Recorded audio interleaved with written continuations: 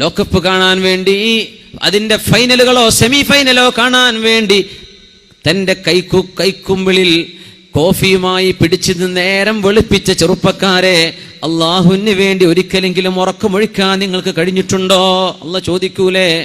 മറ്റവന്റെ കാലുകൊണ്ടും ball തട്ടുന്ന കളി കാണാൻ വേണ്ടി നീ ഉറക്കൊഴിച്ചിട്ട് ഒരൊറ്റ ദിവസം നിന്റെ ജീവിതത്തിൽ നിന്നെ പടച്ച എനിക്ക് വേണ്ടി നീ ചെയ്തോ എന്ന് അള്ളാഹു ചോദിക്കുമ്പോ ചെറുപ്പക്കാരെ എന്ത് മറുപടി അള്ളാഹു കൊടുക്കാൻ പറ്റും? അതുകൊണ്ട് റൂം അടച്ചുപൂട്ടി കിടക്കുന്ന പെങ്ങളെ, റൂം അടച്ചുപൂട്ടി കിടക്കുന്ന സഹോദരാ, നീ ഒറ്റക്കാണെന്ന് വിചാരിക്കല്ലേ. ഇദാ മാ ഖലൗത ദഹ്റ യൗമൻ ഫലാ തഖുൽ, ഒരിക്കലും ഒറ്റക്കായാൽ പറഞ്ഞു പോകല്ലേ, ഞാൻ ഒറ്റക്കാണെന്ന് പറയല്ലേ. ബൽ അലൈക റഖീബു, നിന്നെ വീക്ഷിക്കുന്ന പടച്ചവൻ നിന്റെ മുമ്പിലുണ്ട്. അപ്പൊ ഒറ്റക്കായ ചിന്തിക്കേണ്ടതാ, അള്ളാഹു ഒരു അനുഗ്രഹം തന്നു കേട്ടോ, എൻ്റെ ഉമ്മവും വാപ്പയും ജ്യേഷ്ഠനും അഞ്ചനൊക്കെ പോയി, ഞാൻ ഒറ്റക്കാണ്, ഞാൻ എൻ്റെ റബ്ബ് ഒറ്റക്കൊന്ന് അടുക്കട്ടെ, എൻ്റെ റബ്ബിനോട് ഞാൻ സംസാരിക്കട്ടെ, ആരും എന്നെ ഡിസ്ട്രാക്ട് ചെയ്യാൻ വരുന്നില്ല, ആരും ഇത് അറിയാനും പോകുന്നില്ല, ഞാൻ എൻ്റെ റബ്ബിനോട് അടുക്കട്ടെ, അതിനുവേണ്ടി അള്ളാഹു എനിക്ക് സൗകര്യം ചെയ്തു തന്നതാണ്, ഞാൻ കുറെ നന്മ ചെയ്യട്ടെ. ഉമ്മയോ വാപ്പയോ അവർ ഷോപ്പിംഗ് കഴിഞ്ഞ് വരുമ്പോഴേക്ക് ഇൻഷാ അള്ളാഹ് ഞാനൊരു 500 തവണയെങ്കിലും ഒരു ആയത്തിൽ കുറിച്ച് ഓതാൻ നേരണ്ടോ നോക്കട്ടെ, കുറച്ച് ഖുർആൻ ഓതട്ടെ, ഞാനും അള്ളാഹുവും ഒറ്റക്കായല്ലോ. ഇങ്ങനെയാ ചിന്തിക്കേണ്ടത്. ഞാൻ ഇപ്പൊ ഒറ്റക്കഞ്ഞ് എന്ത് തോന്നിയോ, നീ ഒറ്റക്കാവുന്നില്ലല്ലോ. അള്ളാഹു നിന്റെ കൂടെയുണ്ട് എന്ന് വിശ്വസിക്കുന്ന മുഅ്മിനെ, നീ എന്നിട്ടും തെറ്റ് ചെയ്യുകയാണെങ്കിൽ നിന്റെ ധൈര്യം വല്ലാത്ത ധൈര്യമാണ്. അലി റളിയല്ലാഹു അൻഹു പറയാം, അത് മനസ്സിൽ സൂക്ഷിക്കേണ്ട വാക്കാണിത്. എങ്ങനെ?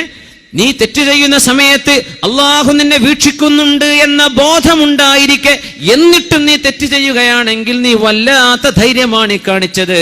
നീ തെറ്റ് ചെയ്യുമ്പോൾ അള്ളാഹു എന്നെ കാണുന്നില്ല എന്നാണ് നീ വിശ്വസിക്കുന്നതെങ്കിൽ അത് ഇസ്ലാമിൽ നിന്ന് പുറത്തു പോകുന്ന കുഫറല്ലേ, അത് കാഫിറല്ലേ? അങ്ങനെ ചിന്തിക്കുള്ളൂ. പിന്നെ എങ്ങനെ മുഅ്മിന് തെറ്റ് ചെയ്യുക? തെറ്റ് ചെയ്താൽ തൗബ ചെയ്ത് മടങ്ങേണ്ടി വരില്ലേ? അള്ളാഹുവിലേക്ക് തൗബ ചെയ്യണ്ടേ? അങ്ങനെ ശുനകന്മാരെ പോലെ അങ്ങാടി ചുറ്റി വരുന്ന ചെറുപ്പക്കാരെ, പാതിരാ നേരം അങ്ങാടി ചുറ്റാനുള്ള നേരമല്ല. ഇശാ കഴിഞ്ഞാൽ ഇൽമ പഠിക്കാനോ സ്വന്തം ഭാര്യയോട് വർത്തമാനം പറഞ്ഞിരിക്കാനോ ഒരു മസ്ലഹത്ത് ചർച്ചക്കോ അല്ലാതെ ഒരു മനുഷ്യൻ ഉറക്കൊഴിച്ചുകൂടാ എന്ന് പറഞ്ഞ ദീനാണിത്. സംസ്കാരം കഴിഞ്ഞാൽ പിന്നെ ഉറക്കൊഴിക്കാൻ പറ്റുന്ന 3 എക്സ്ക്യൂസുകൾ. ഒന്ന്, ഇൽമു പഠിക്കാൻ. ആ പഠിത്തത്തിലായി അള്ളാഹു നമ്മുടെ മജ്ലിസിനെ കബൂൽ ചെയ്യട്ടെ, അള്ളാഹു അങ്ങനെ കബൂൽ ചെയ്യട്ടെ. ഇൽമു പഠിക്കാൻ വേണ്ടി നീ ഉറക്കൊഴിച്ചു ഇശാന്റെ ശേഷം.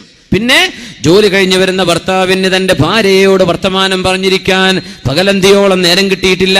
ഇശാ കഴിഞ്ഞിട്ടായിക്കോട്ടെ തന്റെ ഭാര്യയോട് സംസാരിച്ചിരിക്കാൻ ഭർത്താവിന് കുഴപ്പമില്ല.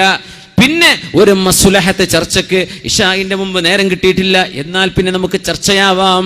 ഇശാ കഴിഞ്ഞിട്ട് കുഴപ്പമില്ല, മസ്ലഹത്തിന് വേണ്ടി, മഫ്സദത്തിന് വേണ്ടിയല്ല. ഇതല്ലാതെ ഉറക്കൊഴിക്കരുത് എന്ന് പറഞ്ഞ ദീനാണ്. എന്നിട്ട് early to bed, early to rise, നേരത്തെ കിടക്ക്, നേരത്തെ എഴുന്നേൽക്ക്, ഉന്മേഷത്തോടുകൂടെ